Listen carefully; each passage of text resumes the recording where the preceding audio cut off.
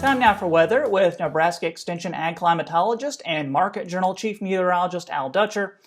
Al, out here in Lincoln at the Market Journal Studios, we've had a pretty nice week in terms of the weather. Good time to get out and walk some fields. How's this next week shaping up? Yes, Troy, it's been a beautiful week this last week with this cooler temperatures coming in. Reminds us almost like what we'd expect to see in early fall coming into the September period. So we'll take that little bit of cool down during the dog days of summer, as they like to say. We know we're going to see the heat and humidity is coming back this weekend. We're probably going to be dealing with a little bit more of it before August is over with. So overall, the biggest issue going forward now is the dryness across the state, where we do have some problems, and whether or not we're going to see some widespread precipitation before the heat turns into earnest.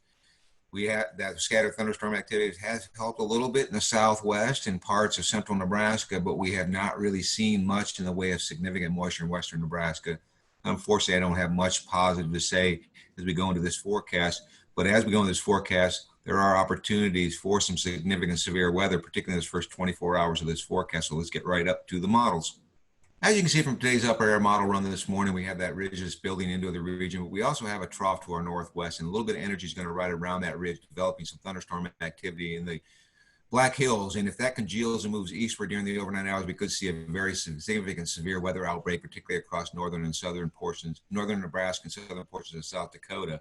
More importantly, we get a brief cool down across the northern half of the state. We're probably going to be closer to normal in the southern half of the state.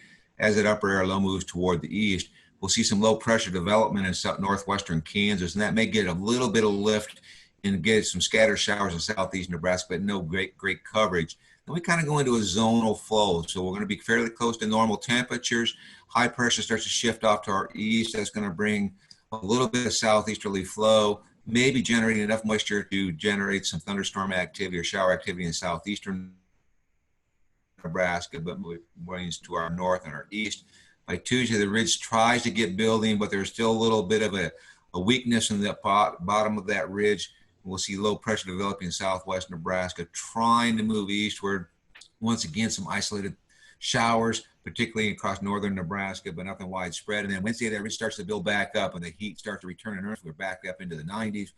We do see low pressure trying to develop in northwest Kansas. That may generate enough lift with the moisture to give us some thunderstorm activity. But I think the most of the storms will move around the periphery of that ridge, particularly northeast Nebraska.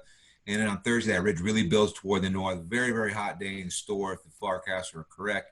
Low pressure up in eastern Montana will bring deep southerly flow up into our region. So it's going to be a very hot, humid air mass ahead of us, but we'll see most of the convection remaining to our east.